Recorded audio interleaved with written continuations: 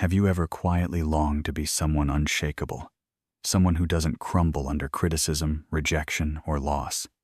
Have you ever wished for the day when the silent battles inside you would finally end, when you could stop faking strength just to make it through? Here's a truth few dare to face. Many of us live exhausted, not because we are weak, but because we spend so much energy trying to appear invulnerable. We convince ourselves that if we hide our pain, if we harden our hearts, we can outrun hurt. But Carl Jung's wisdom cuts through that illusion. We are not what happens to us. We are what we choose to become. Pain will always find its way in if you keep running from what's inside. The more you numb, the more you remain a prisoner to harsh words, betrayals, or even your own self-doubt.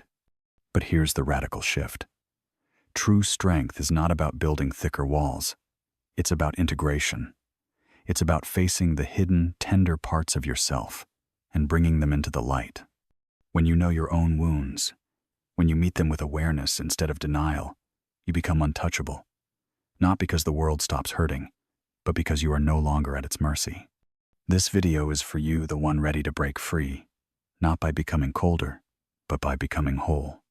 Stay with me, because today, we begin the journey of stepping into a life where nothing and nobody can control your peace again.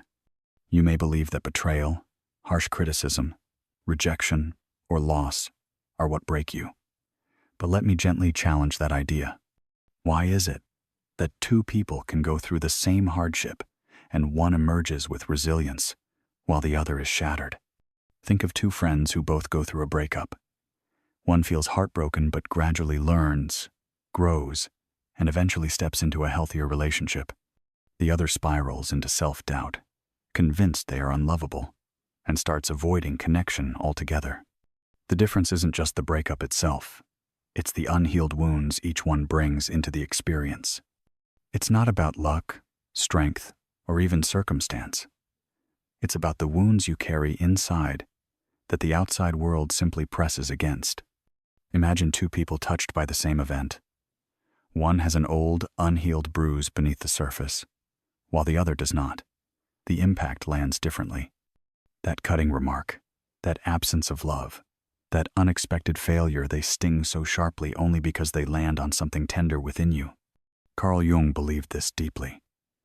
He taught that the outer world is always reflecting the inner world, and until you address the raw, unhealed places inside, no amount of external change will truly bring you peace. You may keep striving, performing, pleasing, controlling, but all that effort will leave you tired because you are trying to fix life from the outside in. Here's the trap many fall into.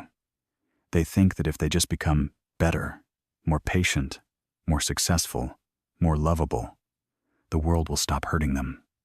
But life doesn't work that way. No matter how perfectly you perform, you can't control how others behave. You can't predict every challenge or dodge every loss. The world is, and always will be, unpredictable. So where does real power come from? Not from controlling outcomes, but from deepening your awareness. When you begin to understand the unconscious patterns that shape your reactions, when you learn to bring what's hidden into conscious light, you reclaim the power you once gave away. Jung famously said, "Until you make the unconscious conscious, it will direct your life, and you will call it fate." This is the turning point, when you stop believing that peace comes from changing everything around you and start realizing that true freedom comes from transforming what's within. In today's fast-moving, distraction-filled world, we are rarely taught to pause and listen inward. We scroll, we chase, we numb, all to avoid facing the parts of ourselves we don't understand. But if you truly want to step into a life where nothing and nobody can hold power over your peace, it begins here not by adding more defenses, but by exploring what your pain is trying to tell you. So I ask you, where in your life do you feel trapped right now? What patterns keep repeating themselves, no matter how hard you try to fix the outside? Pause, reflect, and stay with me, because we're about to walk together into the territory where real healing begins. Before we move deeper, let me offer you something important: clarity. By now, you may be wondering if awareness is the key. Why does it feel so difficult to access? Why, even when we know we should look within, do we resist it, avoid it, or tell ourselves we're just too busy? That's the real tension we're about to unpack next. Let's begin with a fresh lens. Have you ever noticed how your strongest emotional reactions often seem disproportionate to the actual event? Think about it. A passing comment from a stranger can leave you shaken for hours, while a major life change like losing a job or ending a relationship sometimes leaves you feeling strangely numb. Why is that? The answer lies in your inner architecture. You are not reacting only to the present moment. You are carrying a hidden cargo of unresolved experiences, buried memories, and old emotional imprints that quietly shape every response you have. These triggers, as we often call them, aren't random. They are echoes of earlier wounds you never fully processed. Carl Jung named this internal realm the unconscious, a vast and often mysterious territory filled with not just repressed pain, but also untapped potential. And here's the paradox. The more you try to suppress or deny what you carry inside, the more power it gains over you. What you push away does not disappear. It becomes the silent architect of your habits, relationships, and even your sense of self. This is why you might find yourself stuck in patterns that seem impossible to break.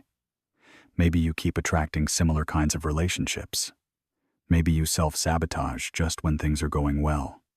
Maybe you overreact to small slights or feel paralyzed by fear when facing new opportunities.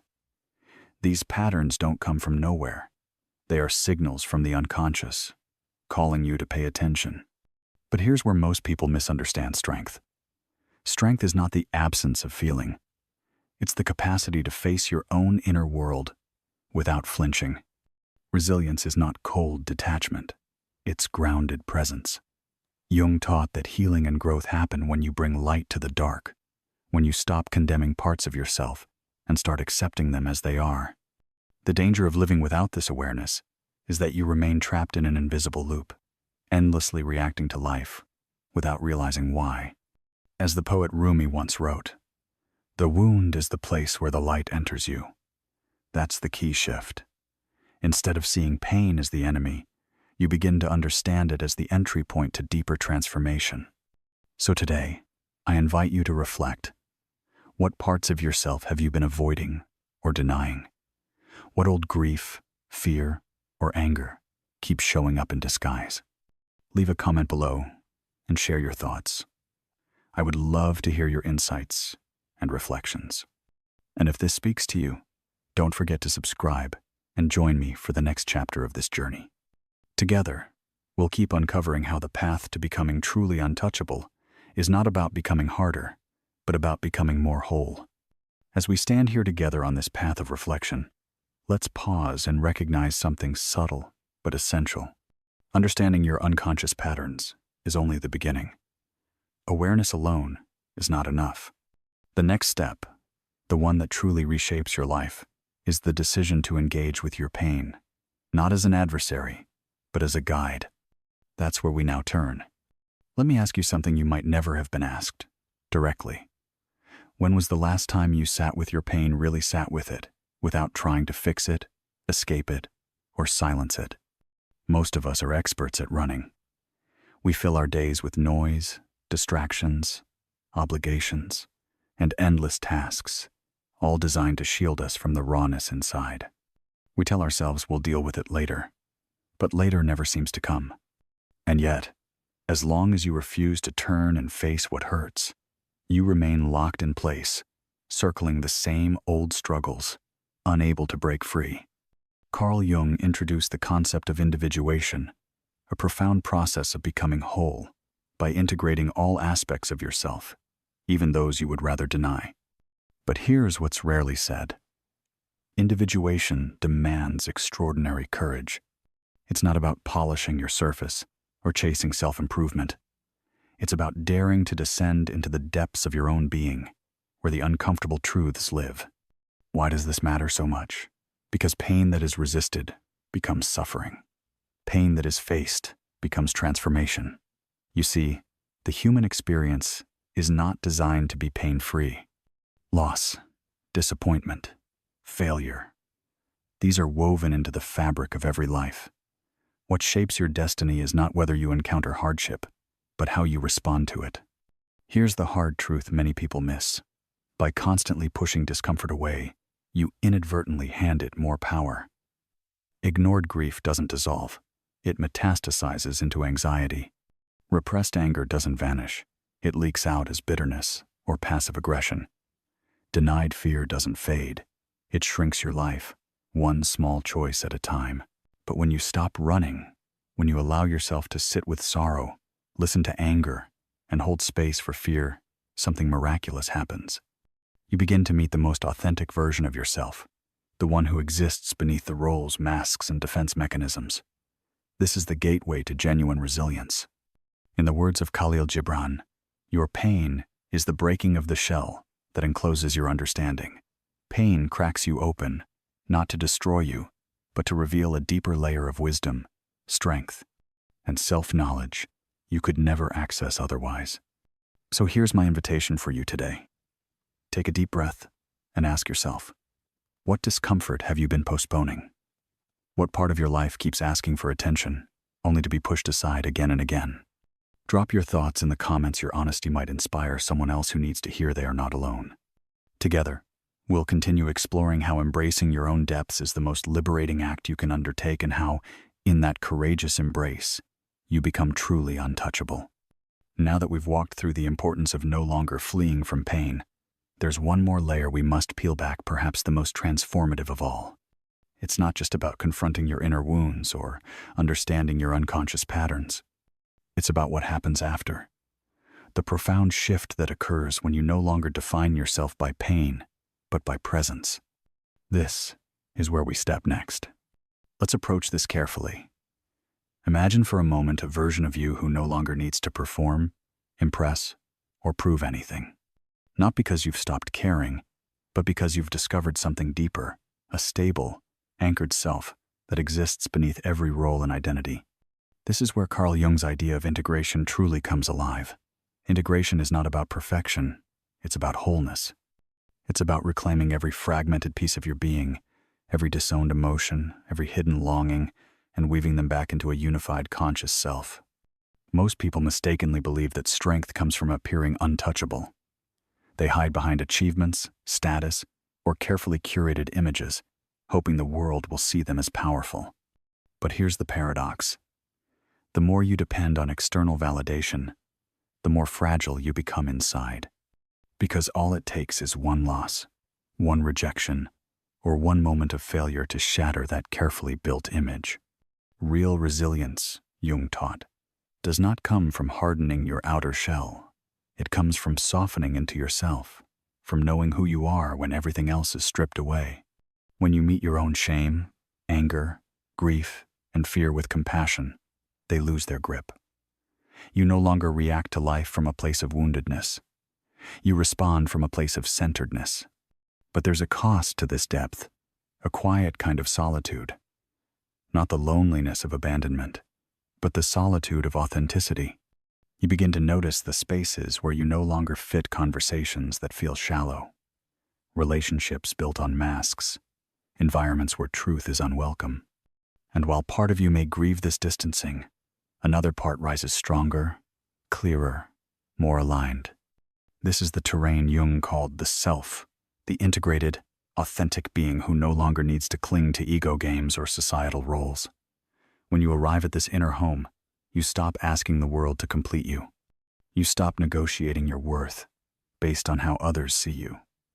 You become steady, not because life stops challenging you, but because you've built an internal foundation the world cannot shake. Let me offer you this reflection. Where in your life are you still searching for validation? What would it feel like to release that search and rest in the quiet power of simply being yourself? Share your thoughts below your words. Might help someone else along their journey. And we'll explore how deep self-awareness becomes the ultimate shield, not by closing you off, but by opening you up to life in a way that no longer leaves you vulnerable to its storms. We've now arrived at the edge of the final and perhaps most crucial realization. You've journeyed through awareness, integration, and authenticity. But what does it all lead to? What is the ultimate gift of this deep inner work? It's time to bring everything home. Here's the truth that holds all the pieces together. Your greatest protection in life does not come from controlling the world. It comes from knowing yourself. When you stand rooted in self-awareness, no insult can define you. No loss can erase you. No external event can break the core of who you are. This is not the brittle strength of pride or performance.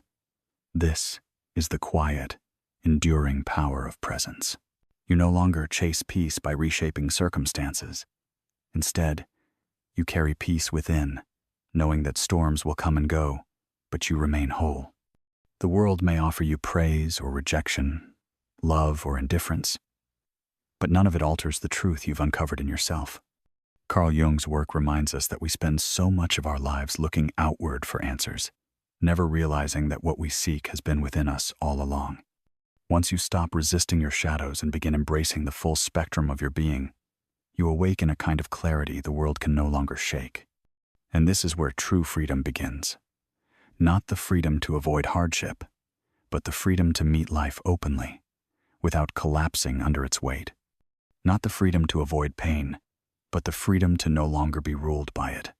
So as we come to the close of this journey here on Psychology Insights, I invite you to take these insights and gently weave them into your everyday life.